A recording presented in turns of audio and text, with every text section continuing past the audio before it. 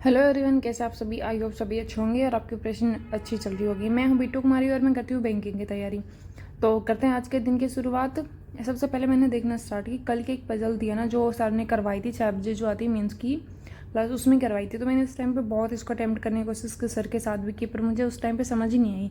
फिर मैंने सोचा इसको जब सबमिट हो जाएगा उसके बाद देखूँ, लेकिन ये होता है कि अपलोड होने में थोड़ा टाइम लगता है, तो उस टाइम पे मैं नहीं देख पाई। फिर मुझे और क्लासेस वगैरह देखनी थी, तो मैंने कल उसको स्किप कर दिया। और फिर आज मैंने सोचा कि सबसे पहले मैं ना उसी को कंप्लीट कर लेती हूँ, वरना अगर बीच में रहेगी ना तो ये फिर रहती ही चली जाएगी ना, टाइम ही नहीं मिलेगा इसके लिए। तो मैंने जो भी सर ने जैसे जैसे डाटा बताया था, जैसे जैसे अटैम्प्ट करनी बताई थी, तो वो अटैम्प्ट की। और सर ने ये बताया था कि इसमें एक भी पॉइंट छूटना नहीं चाहिए, अगर उसको धीरे भी करो कोई प्रॉब्लम नहीं है।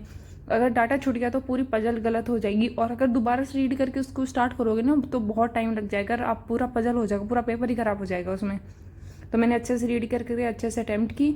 और देखो ना, पजल इतनी ऐसी थी कि मेंस की पजल की समझ ही नहीं आ रहा था कहाँ से शुरू करूँ, कहाँ से क्या करूँ, है ना। तो फिर भी थोड़ा ट्राई करेंगे और आगे आगे इम्प्रूव करते रहेंगे। उसके बाद मैंने स्टार्ट की मैथ की क्लास। मैथ की क्लास थी सर की, डे सेकंड था, जिसमें सर ने सारे सिंप्लीफिकेशन के क्वेश्चंस रखे थे जो लास्ट ईयर आए हुए थे, या फिर जो इम्पोर्टेंट थे, या फिर जो आगे जो आने वाले एग्जाम्स उनमें जो नया पैटर्न आने वाला है ना, वो वाले सारे क्वेश्चंस रखे थे सर ने। सर ने ये बताया कि अगर हम अपनी स्पीड इंप्रूव करना चाहते हैं तो इसका ये नहीं है कि हम क्वेश्चन अटैम्प्ट किए जा रहे हैं, इसका कोई बेनिफिट नहीं होगा। उसके लिए आपको टेबल याद होनी चाहिए, स्क्वायर याद होना चाहिए, क्यूब याद होनी चाहिए, प्लस में रेगुलर प्रैक्टिस होनी चाहिए। ये नहीं कि आज कर रहे हो, कल नहीं कर रहे हो, फिर परसों कर रहे हो, फिर एक दिन छोड़ रहे हो, 2 दिन छोड़ रहे हो, फिर कर रहे हो, ऐसे कुछ भी इंप्रूव नहीं होगा। स्पीड मैथ का तो ये है कि इसको जितना प्रैक्टिस करो उतना शार्प होती जाएगी। जैसे पजल का होता है कि हम अगर एक दिन भी स्किप कर देते हैं ना, तो नेक्स्ट डे होता है कि हमें समझ नहीं आता या फिर स्पीड कम हो जाती है। वैसे स्पीड मैथ वाला चक्कर होता है कि जितना हम प्रैक्टिस करेंगे ना उतना ही अच्छे से उसको अटेम्प्ट कर पाएंगे, और उतना ही हमें डाटा वगैरह याद होते जाएंगे। जैसे कभी कभी कि हम कुछ ऐसे मल्टीप्लाई होते हैं, डिवाइड होते हैं, जो हम बार बार प्रैक्टिस करते हो तो हमारे करने की जरूरत ही नहीं होती, हमें वैसे ही याद होता है कि इसका तो ये आंसर आएगा। तो इसका इफेक्ट भी दिख जाता है पेपर में जब करते हैं तब उस टाइम पे, या फिर हम मॉक लगाते हैं उसमें भी। और मॉक का सबसे ज़्यादा इफेक्ट दिखता है कि स्पीड का। मेरा स्पीड वाला सेक्शन बहुत ऐसे है, अटैम्प्ट सारे कर सकते हो, मुझे सारे आते हैं। और मैं ये मानती हूँ कि सब लोगों को ही आते हैं स्पीड मैथ वाला सेक्शन, ऐसा नहीं है कि उसे आते नहीं होंगे। इसमें सिर्फ स्पीड का चक्कर ही होता है कि जिसकी जितनी ज़्यादा अच्छी स्पीड होगी वो उतना ही ज़्यादा अच्छे से और उतनी ही ज़्यादा क्वेश्चन अटैम्प्ट करेगा और उतने ही ज़्यादा मार्क्स लेगा।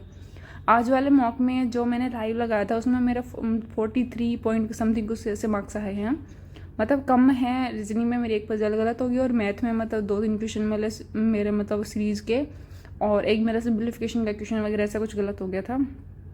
तो फिर मैंने सोचा कि सर कहना जितनी भी क्लासेज हैं कंटिन्यू रखूँगी, प्लस मैं मेंस की जो भी क्लासेज हैं ना उनको भी थोड़ा थोड़ा देखती रहूँगी, डीआई वगैरह डाटा वगैरह जो भी है, अगर नहीं अटैम्प्ट हो रही है तो भी उनको प्रैक्टिस करूँगी कि ऐसे ठीक होती रहीं।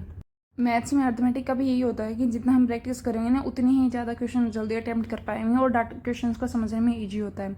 उसके बाद मैंने देखना स्टार्ट की थी करंट अफेयर की क्लास। करंट अफेयर की क्लास आज हुई नहीं थी, तो सर ने एक पॉइंट आया हुआ था, जो पहलगाम है ना उसके बेस पे जो इंस्ट्रक्शन निकले हैं पाकिस्तान को लेकर कि हम क्या क्या पोस्ट के बोलेंगे कि हम क्या क्या डिस्ट्रैक्शन लगाएंगे, क्या हम करेंगे, उसको लेके सर ने जो भी डिटेल आई हुई थी। तो उसके लिए एक टॉपिक था, उसका नाम था वाटर को कुछ लेके था, इंडस वाटर सिस्टम, ऐसा कुछ था, उसको लेके कि भाई हाँ हम पानी कितना सप्लाई करेंगे, कितना होता है, उसका एग्रीमेंट वगैरह कब हुआ था, कितना डाटा वगैरह मिलेगा, उसके बारे में थी वो सारी डिटेल थी।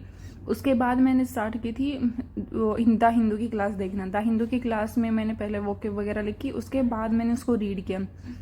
तो इसमें 2 आए हुए थे, एक तो पहलगाम वाला आया था और एक और आया हुआ था, वो तो पॉलिटिक्स पे था, पर लेकिन सर ने जो पहलगाम कश्मीर वाला था उस पर क्वेश्चन नहीं बनाए थे।